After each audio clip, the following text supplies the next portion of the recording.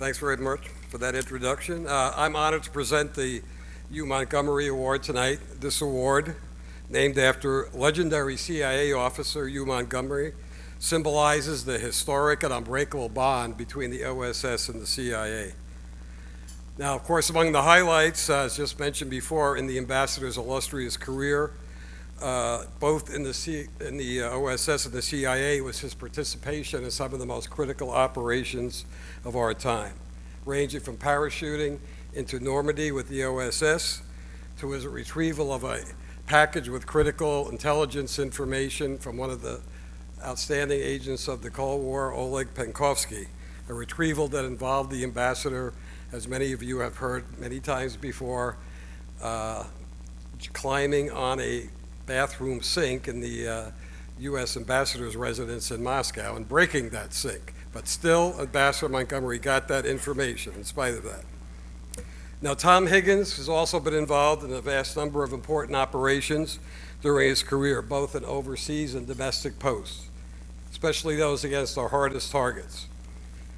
And I would like to tell you all about those operations now, but I won't. As noted in a CIA biography of Ambassador Montgomery, human intelligence is not only tradecraft, but also is a social endeavor.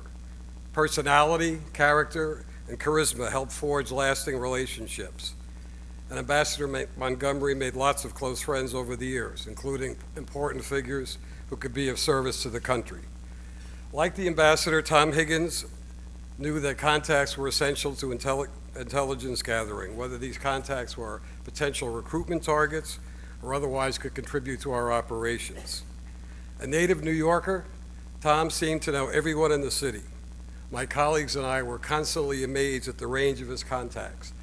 Everyone from CEOs of major corporations, the police commissioner, legendary district attorney, Morgenthau, all the way up to the guy who did maintenance at the Statue of Liberty, and an untold number of Irish bartenders as well.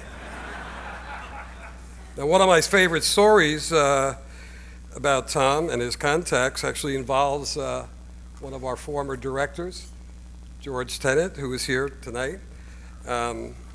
He's verified that this story is in fact true, thank God. So George, of course, a New Yorker by birth, also like Tom, was at a New York Mets game one day, watching batting practice in a choice seat by the dugout. A famous catcher that some of you might know who followed the Mets, Mike Piazza, was involved in batting practice, finished, and went over to George and said, "Excuse me, are you George Tenet?" And the director said, "Why, yes, I am." And Piazza replied, "So you're the guy that works for Tom Higgins." Director Tenet turned around and Tom sheepishly smiled at him about 10 or 12 rows back and waved at him. Fortunately, George Tenet has a good sense of humor, but he was also happy that he could meet one of Tom's many contacts, Mike Piazza. Now, let me just close and say, in retirement, Tom, also a U.S. Navy veteran, has been extremely active in philanthropy in a number of foundations like the OSS that support our proud warriors, both in the military and in our intelligence organizations. So on that note, Tom, if I could ask you to come up and accept the Hugh Montgomery Award.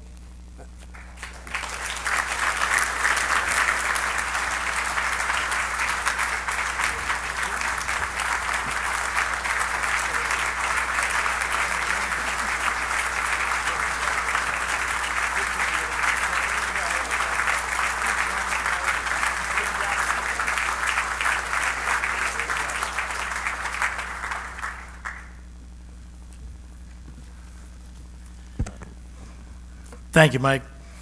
And Director Tenet, I think it was Brian Schneider and not Mike Piazza, correct? I thought I was being PCS to Chad right after that. Thank you, Mike. I appreciate that most kind introduction. Interesting here this evening, I'm sitting with a bunch of former colleagues over here tonight, and they said you're going to get up and talk in front of this room, and there's like 700 people. Just remain calm. Don't try to be funny. Don't try to be witty. Don't try to act intelligent. Just go up and be yourself. So with that confidence, I stand before you this evening. I'm honored and humbled that one of the true legends of the National Clandestine Service, Mike Sulik, was able to be here this evening and provide me with the introduction. He was a case officer, and one that we all looked up to as we were coming up through the agency. When General Donovan began the search for the men who would form the OSS, he sought candidates who embodied his view of the American spirit: intelligence, toughness, and willingness to take risks. PhDs who could win bar fights. Now, most of you don't know it, but Mike Sulik, heralded case officer, director of the National Clandestine Service, is Dr. Mike Sulik. He has a PhD in comparative literature. Now, so when General Donovan would have been out looking for somebody, he'd say, here's a PhD in comparative literature. That's pretty interesting. Now, on the other hand, one night we were overseas with those guys over there and Mike, and we were in a bar. One thing led to another. General Donovan would have liked to have Mike on his team.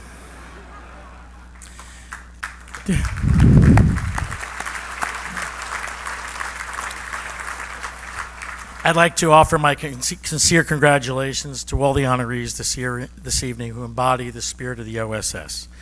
General Mattis, on behalf of all of us here tonight, thank you for your integrity, your clear vision, your vigilant focus, and your steady hand throughout an amazing career. You have made the United States of America a safer place.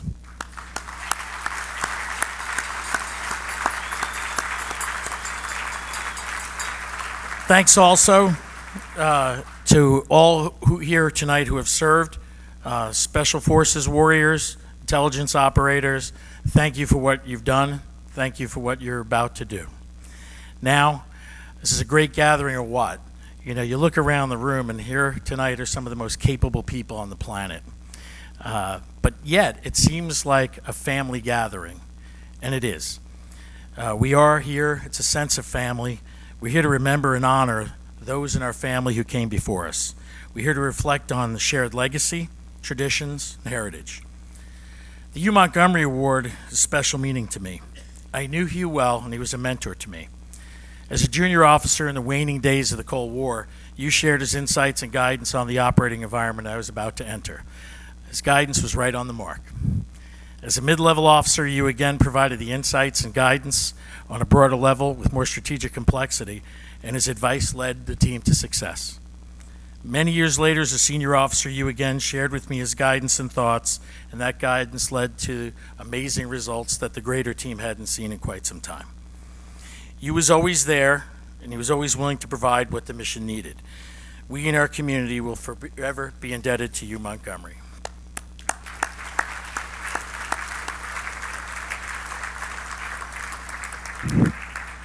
As a community, I think that you would think there was a period of time in the not too distant past where there may have been too much focus on politics and headlines.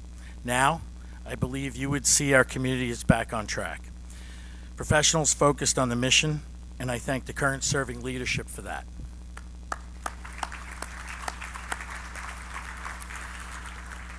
Now, as a rule, this is the only dinner I'm aware of that begins on a Saturday and sometimes ends on a Sunday, so I'll be brief and end this.